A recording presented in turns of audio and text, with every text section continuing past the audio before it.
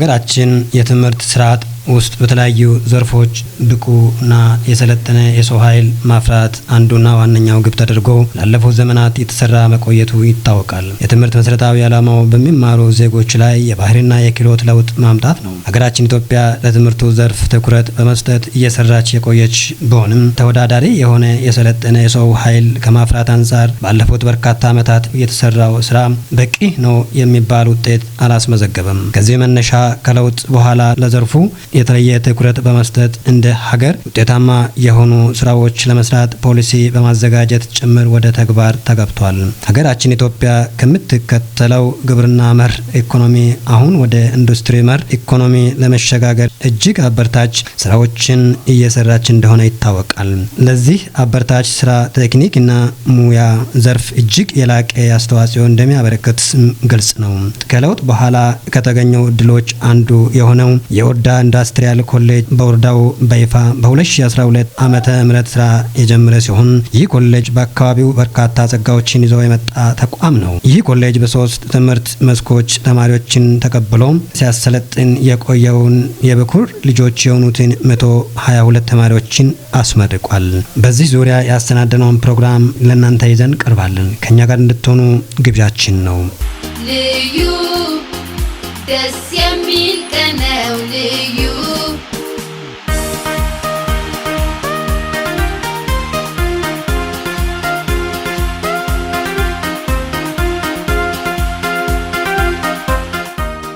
የኦዳ ኮንስትራክሽንና ኢንዱስትሪያል ኮሌጅ ዲን አቶ አትሪስ ያለማየሁ እንዳሉት ኮሌጁ በመደበኛ ሰልጣኞችን ተቀብሎ ሲያሰለጥን መቆየቱንም ተናግሯል። ከሁሉ አስቀድሜ በዛሬ ዕለት በሚካሄደው የኦዳ ኮንስትራክሽንና ኢንዱስትሪያል ኮሌጅ የመጀመሪያ ዙር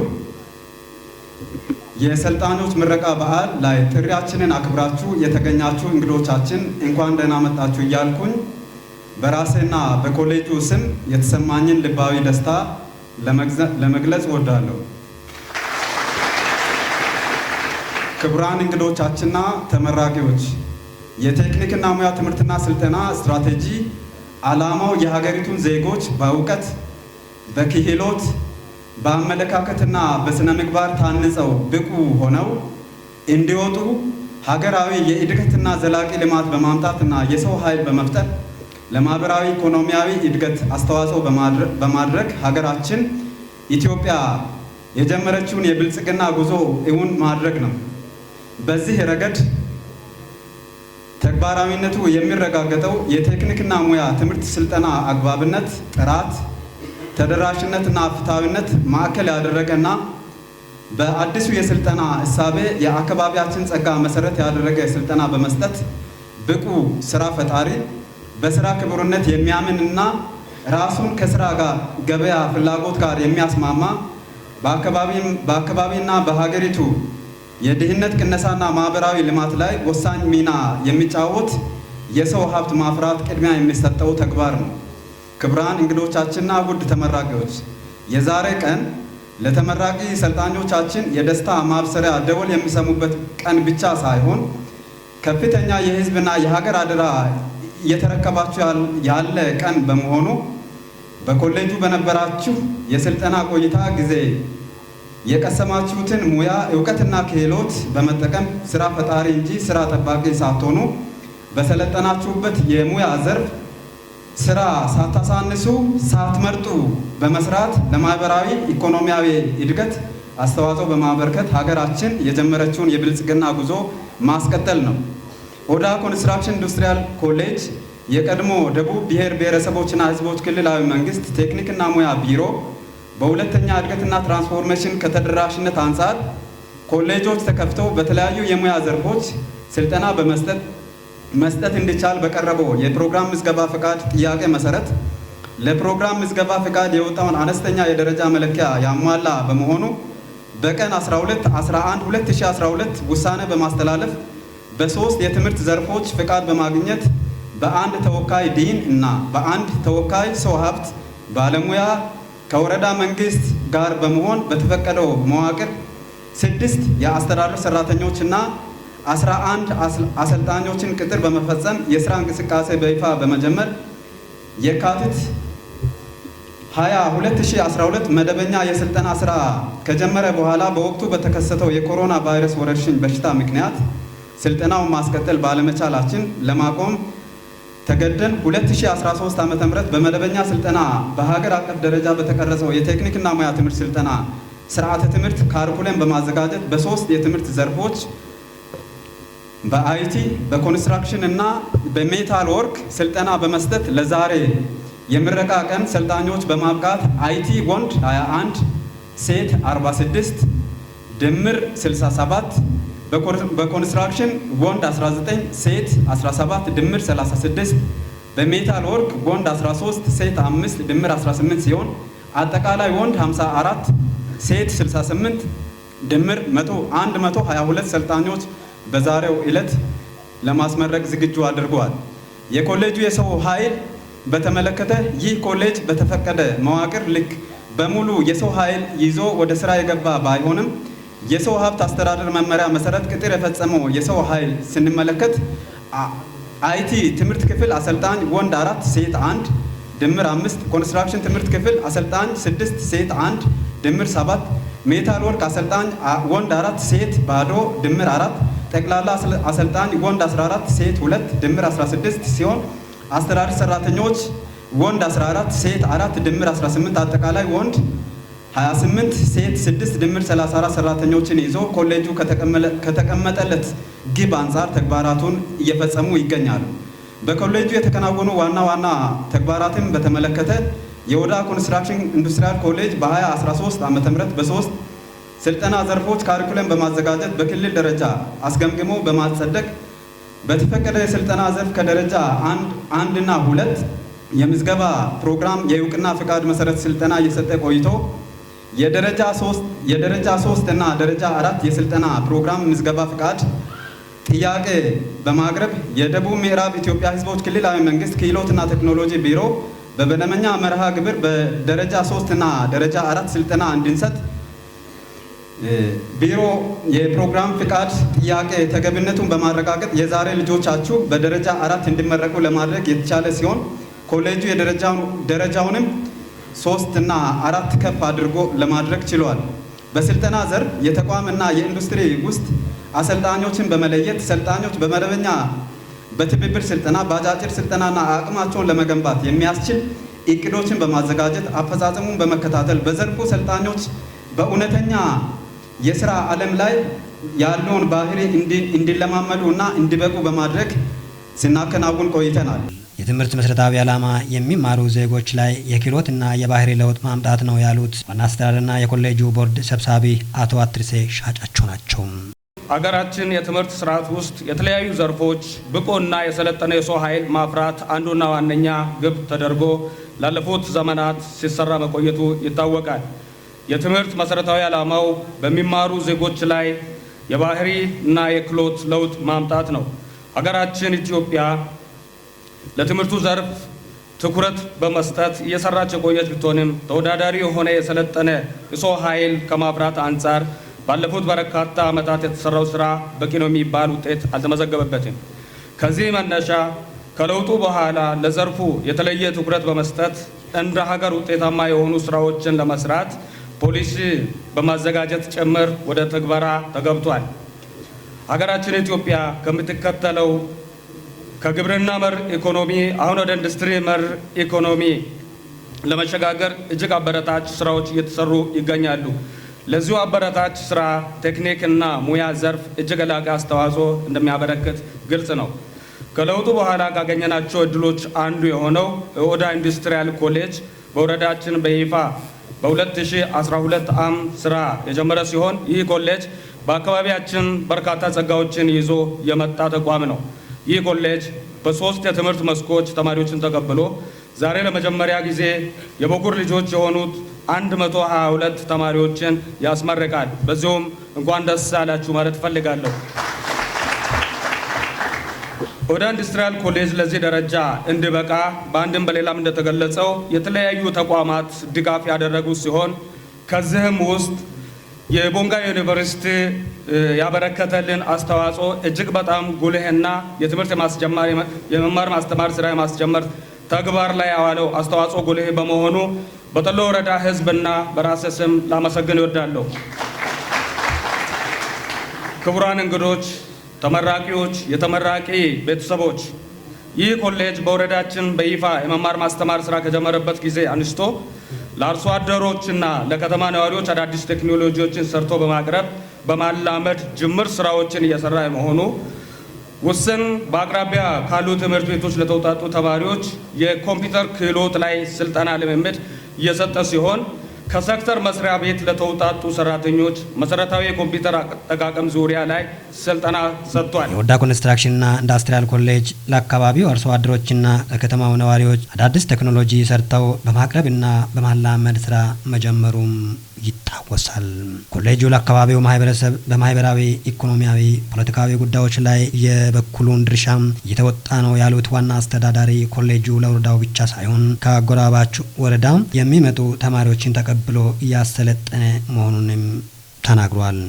ክቡራን እንግዶች፣ ተመራቂዎች፣ የተመራቂ ቤተሰቦች፣ ይህ ኮሌጅ በወረዳችን በይፋ የመማር ማስተማር ስራ ከጀመረበት ጊዜ አንስቶ ለአርሶ አደሮችና ለከተማ ነዋሪዎች አዳዲስ ቴክኖሎጂዎችን ሰርቶ በማቅረብ በማላመድ ጅምር ስራዎችን እየሰራ መሆኑ ውስን በአቅራቢያ ካሉ ትምህርት ቤቶች ለተውጣጡ ተማሪዎች የኮምፒውተር ክህሎት ላይ ስልጠና ልምምድ እየሰጠ ሲሆን ከሴክተር መስሪያ ቤት ለተውጣጡ ሰራተኞች መሰረታዊ የኮምፒውተር አጠቃቀም ዙሪያ ላይ ስልጠና ሰጥቷል። በአጠቃላይ ይህ ኮሌጅ በአካባቢያችን በማህበራዊ፣ ኢኮኖሚያዊ፣ ፖለቲካዊ ጉዳዮች ላይ የበኩሉን ድርሻ እየተወጣ የሚገኝ እና በወረዳ ብቻ ሳይሆን ከአጎራባች ወረዳዎችም ጭምር የሚመጡ ተማሪዎችን ተቀብሎ በሙያ እያሰለጠነ የሚገኝ ኮሌጅ ነው። ይህ ሁሉ ተግባር ኮሌጁ ሲያከናውን በርካታ ችግሮች ውስጥ መሆኑ ደግሞ ሌላ የአፈጻጸም ማነቆ ሲሆን ቆይቷል። ለአብነት የሰልጣኝ ተማሪዎች ቁጥር በተፈለገው ልክ ያለመሄድ፣ የይዞታ ጥበት፣ የግንባታው በተያዘለት ጊዜ ያለመጠናቀቅ፣ የሰው ኃይል ያለመሟላት፣ የመለማመጃ ወርክሾፕ ማሽነሪዎች ያለመሟላት የመሳሰሉ ችግሮች ያለበት በመሆኑ ዛሬ እዚህ አዳራሽ ላይ የተገኙ ባለድርሻ አካላት የድርሻቸውን እንዲወጡ በአክብሮት ጥሪዬን አቀርባለሁ። በመጨረሻም ኮሌጁ የሚያስመርቃቸው ሰልጣኞች በሰለጠኑት ዘርፍ ውጤታማ ሆኑ ብቁ እና ተወዳዳሪ ሆነው እንዲወጡ ኮሌጁ ከተቋቋመበት ዓላማ አንጻር በርካታ ስራዎችን ሊሰራ ይገባል። ተመራቂ ተማሪዎች ደግሞ ስራ ፈላጊ ሳትሆኑ በቀሰማችሁት እውቀት መሰረት ስራ ሳታማርጡና ሳትንቁ ስራ ፈጣሪ በመሆን ማህበረሰባችሁን በቅንነትና በታማኝነት እንድታገለግሉ አደራ እያልኩኝ ሁላችንም ከተባበርን ችግሮቻችንን እንደምንቀርፍ ተስፋ አደርጋለሁ። የከፋ ዞን ስራ ክህሎትና ኢንተርፕራይዝ ኢንዱስትሪ ልማት መምሪያ ኃላፊ አቶ ሚሊዮን ኃይለን ትምህርት የሁሉም ችግር መፍቻ ቁልፍ ነው ብሏል። ሁሉም ነገር ቁልፍ ነው። የሁሉም ችግሮች መፍቻ ቁልፍ ትምህርት ነው፣ እውቀት ነው። የተማረ የሰው ኃይል ችግሮች መችና በየትኛውም ቦታ እንደሚከሰቱ ቀድሞ ይተነብያሉ፣ ቀድሞ ያውቃሉ። ለችግሮች አይደነግጡም። ችግር ቢፈጠር እንኳን በምን አይነት መንገድ የሚፈጠረውን ችግር መሻገር እንደሚችሉ ጠንቅቆ ያውቃሉ። ስለዚህ አንዱ የብልጽግና ማሳያ የሆነው ትልቁ የተረጋጋ አካባቢ እንዲኖር ከሚያደርጉ ዋናና የብልጽግና አመላካች የሆኑት አንዱ ነገር የተማረ የሰው ኃይል ነው። የተማረ የሰው ኃይል ለአካባቢው ይቆረቆራል፣ አካባቢውን ይጠብቃል። በምን አይነት መንገድ ተሻግሮ ከችግሮች እንደሚላቀቅ አሻግሮ ያያል። ዛሬ እያስመረቅን ያለናቸው ልጆች እጅግ በጣም ፈታኝ በሆነ ምቹ ሁኔታ በሌለበት ምንም መሰረተ ልማት ባልተሟላበት የተማሩ ከመሆናቸውን ባሻገር ከችግር እንዴት መውጣት እንደሚቻልም ጭምር ችግሮችን እንዴት መቋቋም እንደሚቻልም ጭምር ከመደበኛ ትምህርታቸውን ባሻገር በፊት ለፊት በተጋፈጡት የተለያዩ ቻሌንጆች እጅግ በጣም ከፍተኛ እውቀትን ያገኙ ተማሪዎች በመሆናቸው ከዚህ በሚወጡበት ጊዜ አካባቢያችን ምቹ ስራ ፈላጊ ሳይሆኑ ስራ ፈጣሪ የሚሆኑና በአካባቢያችን ያሉ ጸጋዎችን እንዴት አድርገን ወደ ሀብት መቀየር እንችላለን የሚል እውቀት የተካበቱ መሆናቸውን ማረጋገጥ ይቻላል። ከዚህም በተጨማሪ ይህ ኮሌጅ ከተመሰረተበት ጊዜ ጀምሮ ቅድም ባልኳቸው በርካታ ፈተናዎች የተጋረጠ ቢሆንም ካለበት የአቀማመጥ ሁኔታዎችም ጭምር ምንም መሰረተ ልማት ባልተሟላበት፣ ምቹ ሁኔታዎች በሌሉበት፣ የቢሮ መስታወቶች እንኳን ባልተገጠሙበት ብርድና ውርጭን እየተፈራረቀ በትጋት ትምህርታቸውን ተከታትለው የጨረሱ ናቸው።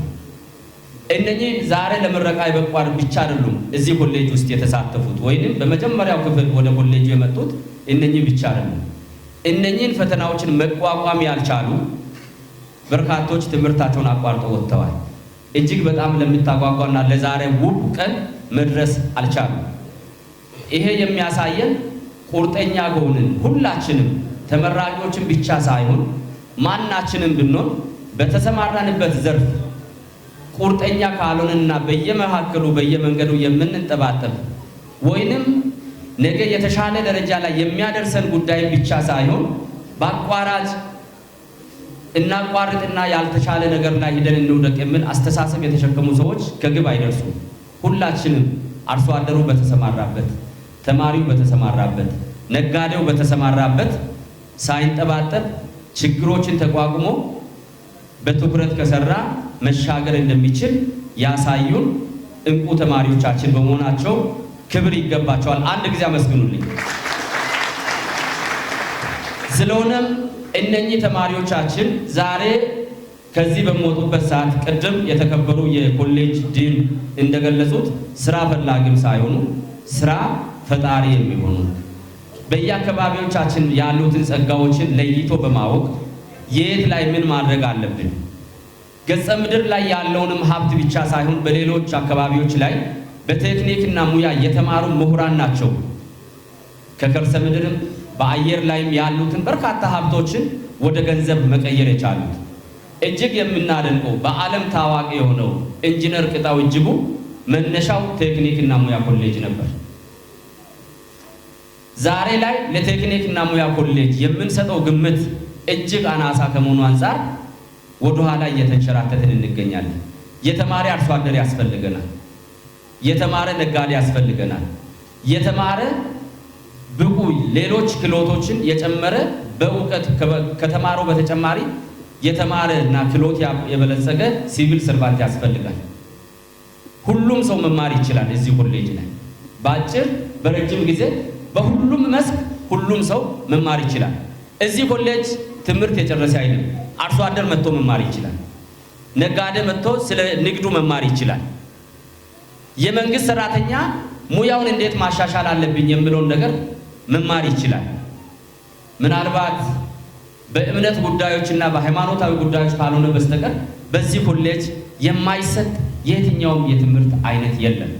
እኛ ግን ይሄንን ካለመረዳታችን የተነሳ ዛሬም ቢሆን ከ100 ዓመት በፊት ስንጠቀም የነበርነውን ቴክኖሎጂ እንጠቀማለን። በእርሻ ዘርፍ ስንሄድ ወደ ኋላ፣ በግንባታ ዘርፍ ስንሄድ ወደ ኋላ፣ በእንጨትና ብረታ ብረት ጉዳዮች ዘርፍ ስንሄድ ወደ ኋላ፣ በንግዱ ዘርፍ ስንሄድ ግምታዊ ነጋዴ ሆነን በተሰማራንበት ዘርፍ ወደ ኋላ እየቀረን እንገኛለን።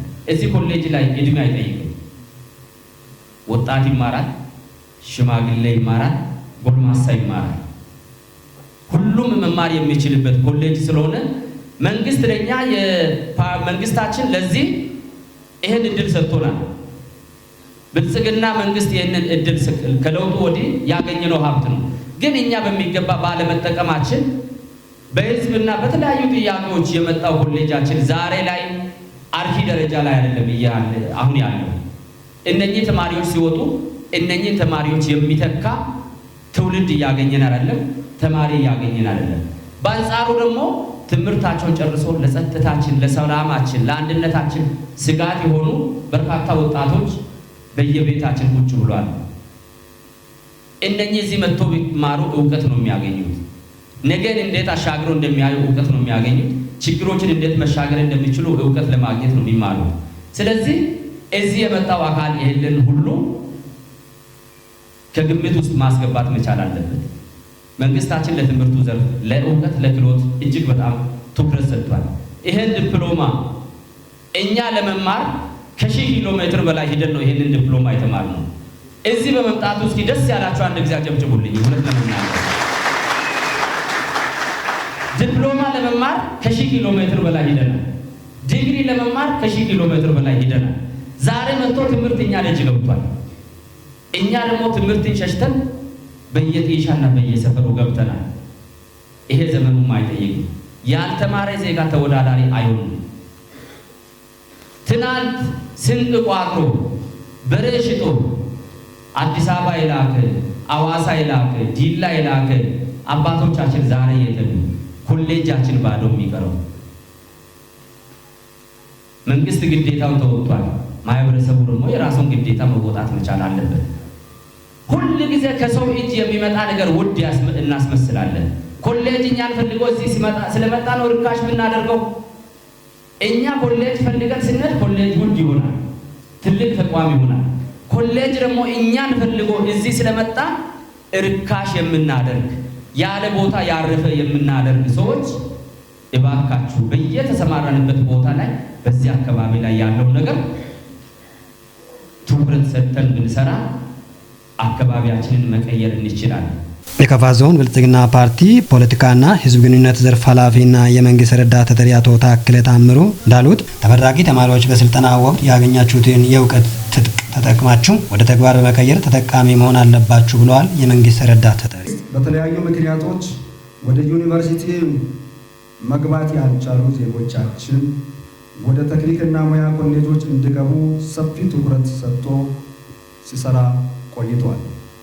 በመሆኑም በተለያዩ ወረዳዎች ቴክኒክና ሙያ ተቋማትን በመገንባት የሚያስፈልጉ ማቴሪያሎችን በማሟላት ለዚህም ጥረት በማድረግ ወደ ስራ የማስገባት ስራ አከናውኗል። ከተገነቡ ኮሌጆች አንዱ የሆነው የኦዳ ኢንዱስትሪያል ኮሌጅ ሲሆን ተማሪዎችን ተቀብሎ በዛሬው ዕለት አስመርቋል።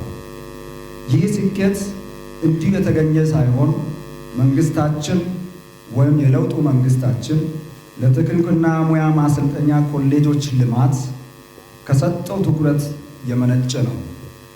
ይህን ዕድል በመጠቀም በኦዳ ኢንዱስትሪያል ኮሌጅ በመምጣት አጋጣሚውን ባለማምከንና በመጠቀም እንደ ተማሪ የሚያጋጥሙ ተግዳሮቶችን ወደ ዕድል በመቀየርና ችግሮችን በማሸነፍ ለዛሬው ምረቃ መብቃት በቀላሉ የሚታይ ጉዳይ አይደለም። በመሆኑም ይህን ሁሉ አልፋችሁ የመንግስትንም ለዚህ ያበቁ የመምህራን ጥረቶቻችሁን እንደዚሁ ልፋታችሁን ሳታበላሹ ወጣ ውረዱን ሁሉ በማለፍ ለምረቃ በመብቃታችሁ ውድ የዛሬ ተመራቂዎች በድጋሚ እንኳን ደስ ያላችሁ፣ እንኳን ለዚህ አበቃችሁ። የተከበራችሁ ውድ ተመራቂዎች ዛሬ እንደዚህ አምሮባችሁ በቂ እውቀትና ክህሎት ከመምህራናችሁ ወይም ከኮሌጃችሁ ጨብጣችሁ የትላንት ማንነታችሁ ላይ እውቀት ገቢታችሁ የራሳችሁንና በዙሪያ ያለውን ማህበረሰብ ኑሮ ለመቀየር በእውቀትና ክህሎት ለመደገፍ እምነት ፈጥራችኋል የሚል እምነት አለን። ይህ እምነት ወይም መነሳሳት የሚሳካው ከምረቃ በኋላ ስራ ፈጥራችሁ የተማራችሁትን ሙያ ወደ ተግባር በመቀየር መንቀሳቀስ ስትችሉ ብቻ ነው። ሰልጥነናል፣ አውቀናል፣ አንድ እርምጃ በእውቀት ፊት ለፊት ተራምደናል ማለት የምንችለው ወደ ተግባር በመቀየር ስልጠናውን ወደ መሬት በማውረድ እንጂ ቁጭ ብሎ መንግስትን ብቻ ቀጣሪ ሌላውን ተቀጣሪ አድርጎ በመጠበቅ ለዓመታት የሰለጠነውን ስልጠና ውጤታማ አያደርግም። ስለዚህ ያወቃችሁትን ወደ ተግባር በመቀየር እንደምትንቀሳቀሱና ኮሌጁ ያስታጠቃችሁትን የእውቀት ትጥቅ ሳትፈቱ ስራ በመፍጠር ወደ ኢንዱስትሪ ባለቤትነት በመሸጋገር የኢንዱስትሪ ባለቤቱ ናችሁ ለኮሌጃችሁ የትብብር ስልጠና ሰጪዎች እንደምትሆኑ እምነቴ የጸና ነው። የደቡብ ምዕራብ ክልል ክህሎትና ቴክኖሎጂ ቢሮ ኃላፊ አቶ ተስፋዬ እንዳሻው በበኩላቸው የቴክኒክና ሙያ ስልጠና በተለያዩ ሙያዎችና ቴክኖሎጂዎች ላይ ዜጎችን በእውቀት፣ በክህሎት፣ በአዎንታዊ ሙያዊ አመለካከት በመገንባት ተለዋዋጭ በሆነው የቴክኖሎጂ ዓለም እና የስራ ገበያ ዓለም ውስጥ ተወዳዳሪ በመሆን እንዲችሉና ምላሽ እንዲሰጡ የሚያዘጋጅ ስልጠና ነው። ስልጠናው የሀገር ማህበራዊና ኢኮኖሚያዊ እድገት ውስጥ ያለውን ሚና ከፍተኛ እድገት ልማት ዋና ቁልፍ ነው። የስልጠናው ዋና ዓላማ በሙያቸው ብቁ የሆኑ ተነሳሽነት ያላቸው ተለዋዋጭ ከሆነው ስራ አካባቢ ጋር በቀላሉ መላመድ የሚችሉና የፈጠራ አቅም ያላቸው ለማህበራዊ ኢኮኖሚያዊ እድገት ብሎም ለሀገር ብልጽግና አስተዋጽኦ የሚያበረክቱ ዜጎችን ማፍራት ነው። ይህንን እውን ለማድረግ በስራ ገበያ ፍላጎት ላይ የተመሰረተ ጥራት ያለው የቴክኒክና ሙያ ስልጠና አቅርቦት ወሳኝ ነው። በሀገራችን የእድገትና ዘለቄታዊ ልማት አጀንዳን ውጤታማ ለማድረግ እና በጥቂት 10 ዓመታት ውስጥ መካከለኛ ገቢ ካላቸው ሀገሮች ተርታ ለማሰለፍ በመካከለኛ ደረጃ የሰለጠነ በርካታ የሰው ኃይል ያስፈልጋታል። ይህንን አገራዊ የእድገትና ዘላቂ ልማት ለማምጣት ከፍተኛ ፍላጎት እውን ለማድረግ የቴክኒክና ሙያ ስልጠና ያለው ሚና በተገቢው በመገንዘብና በመደገፍ ኢኮኖሚ እድገትና የኢንዱስትሪ ልማትን ማሳካት ሰፊ ርብርብ የተደረገ ይገኛል። በክልላችን ባለፉት ከለውጡ በፊት 10 የነበሩ ቴክኒክና ሙያ ስልጠና ተቋማትን አሁን ወደ 20 ለማድረስ ተችሏል። የስልጠናው ፕሮግራሞች በስራ ገበያው ላይ ያለውን ተፈላጊነት፣ የሙያ ስልጠና ጥራት፣ በሚፈለገው ልክ ብቁ ባለሙያ ማፍራት፣ ስልጠናቸውን ያጠናቀቁ ሰልጣኞችን ከስራ ጋር ማስተሳሰር ረገድ የሚጠበቅባቸውን ተልዕኮ በሚገባ እንዲወጡ የቴክኒክና ሙያ ስልጠና ማዕከላት የአካባቢያቸውን ጸጋ ወይንም ዞኒንግ እንደ ዲፍረንሴሽን በመለየት በተገቢ ሁኔታ በመጠቀም የሚችሉበትን ዕድል በመፍጠር የሰው ኃይል ልማቱን ከሀገራዊ ልማት ጋር በማስተሳሰር የስራ ዕድል ፈጠራ ከፍ ለማድረግ የዜጎች ፍትሃዊ ተጠቃሚነት ለማረጋገጥ እንዲቻል ተቋማቱን በትኩረት መስኮች ስራ የተሰራ ይገኛል። ሁላችሁም እንደሚታወቁት ያው ይሄ ኮሌጅ የመጀመሪያ ዙር ሰልጣኞች ናችሁ ይታወቃል። ቅድም ከኔ ንግግር ያደረጉ ወንድሞቻችን ይሄ ተቋም አዲስ ከመሆኑ ጋር ተያይዞ በጣም በርካታ ጉድለቶች አሉ። ይሄን ደግሞ የክልሉ መንግስት ያውቃል። የክልሉ መንግስት ይሄን ችግር ለመቅረፍ በሚቀጥሉት ጊዜያት በዚህ ልክ በትኩረት የሚሰራ ነው የሚሆነው። ቅድሚያ የተሰጣቸው ተቋማት አሉ፣ ሃይ ስኩል ፍቃድ የተሰጣቸው። ስለዚህ እነሱም በተመሳሳይ ልክ እንደናንተ ግቢ ውስጥ እንዲገቡ ለማድረግ አሁን አውራዳ ላይ ኦዳ ላይ ከተማሪዎች ጋር ቢሰለጥኑ ተማሪዎች አሉ። ለነዛ ቅድሚያ ተሰጥቶ ነው ልክ እንደናንተ እንዲገቡ የተደረገ ያለው እንጂ ኮሌጁ የተጣለ ሆኖ አይደለም። ስለዚህ መንግስት ያለውን ችግር ያውቃል። ቀጣይ ጊዜም ቢሆን ይሄንን ለመፍታት የሚሰራ መሆኑን በዚህ አጋጣሚ መልእክት ማስተላለፍ እፈልጋለሁ። ነገር ግን ትልቁ ነገር ቅድም እንደተባለው ይሄ ተቋም ለመደበኛ ሰልጣኞች ብቻ አይደለም የሚሰራው፣ በርካታ አጫጭር ስልጠናዎችን ለህብረተሰቡ የሚሰጥ ነው። ቅድም ተብሏል። ለመንግስት ሰራተኞች በዲጂታል ሊትሬሲ ወይንም በዲጂታል ላይ ያለውን ማይምነት ለማጥፋት በኮምፒውተር ላይ የተጀመረውን ስራ አሁንም ተጠናክሮ መቀጠል አለበት። እየመጣ ያለው ዓለም የዲጂታል ዓለም ነው።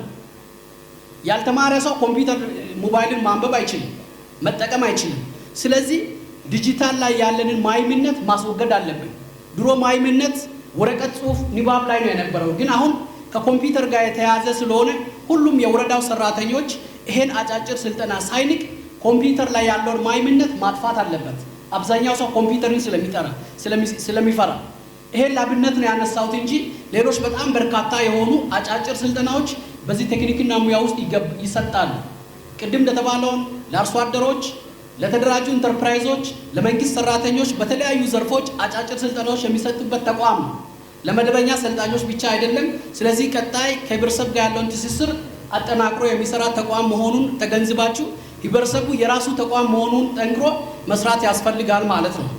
ሌላው ቴክኒክና ሙያ ላይ የሰለጠነ ሰው አይኖቹን ከገለጠ እጆቹን ካንቀሳቀሰ የሚበላውን አያጣም። የተከበራችሁና የተወደዳችሁ የፕሮግራማችን ታዳሚዎች በከፋ ዞን በጠሎ ወረዳ ኦዳ ኮንስትራክሽንና ኢንዱስትሪያል ኮሌጅ የበኩር ልጆቹን ማስመረቁን መሰረት በማድረግ ያዘጋጀነውን ፕሮግራም በዚህ የቋጨን። ተመራቂ ተማሪዎች ደግሞ ስራ ፈላጊ ሳትሆኑ በቀሰማችሁት እውቀት መሰረት ስራ ሳትንቁና ስራ ፈጣሪ በመሆን ማህበረሰባችን በቅንነትና በታማኝነት እንድታገለግሉ የሚል የከፋ ቴሌቪዥናችን ጥሪ ነው። በሌላ ፕሮግራም እስከምንገናኝ ቸር ሰንብቱ።